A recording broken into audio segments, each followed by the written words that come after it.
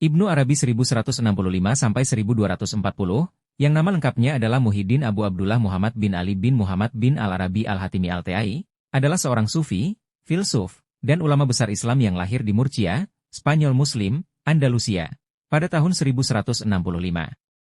Ia dikenal sebagai salah satu tokoh paling berpengaruh dalam dunia tasawuf dan filsafat Islam. Ibnu Arabi sering disebut dengan gelar Syekh Al-Akbar, Guru Agung, oleh para pengikutnya. Kehidupan awal dan pendidikan. Ibnu Arabi lahir dalam keluarga yang religius dan terpelajar. Ayahnya adalah seorang pejabat dalam pemerintahan Almohad. Ketika berusia 8 tahun, keluarganya pindah ke Seville, yang saat itu menjadi pusat ilmu pengetahuan dan budaya di Andalusia. Di sana, Ibnu Arabi belajar berbagai disiplin ilmu, termasuk Al-Quran, hadis, fikih, dan teologi.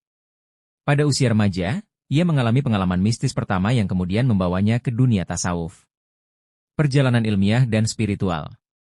Ibnu Arabi melakukan perjalanan luas ke berbagai wilayah dunia Islam, termasuk Tunisia, Mesir, Mekah, Baghdad, dan Damaskus. Di Mekah, ia menulis salah satu karyanya yang paling terkenal, Fushus al-Hikam, permata-permata kebijaksanaan, yang menguraikan pandangannya tentang hikmah ilahi.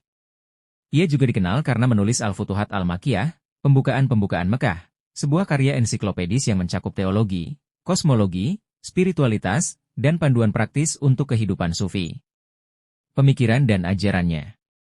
Wahdatul wujud, kesatuan wujud.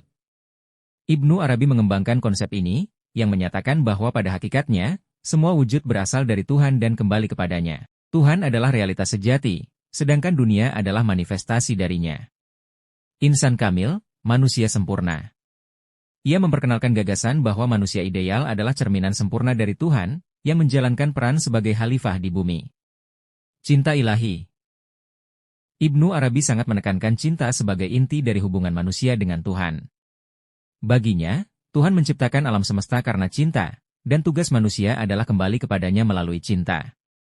Kontroversi. Pemikiran Ibnu Arabi seringkali kontroversial. Banyak ulama pada zamannya maupun sesudahnya mengkritik ajarannya, terutama konsep wahdatul wujud, yang dianggap terlalu dekat dengan panteisme. Namun, ia juga mendapat pembelaan dari banyak ulama sufi dan filsuf yang menganggap karyanya sebagai warisan intelektual yang mendalam dan mencerahkan. Akhir hidup.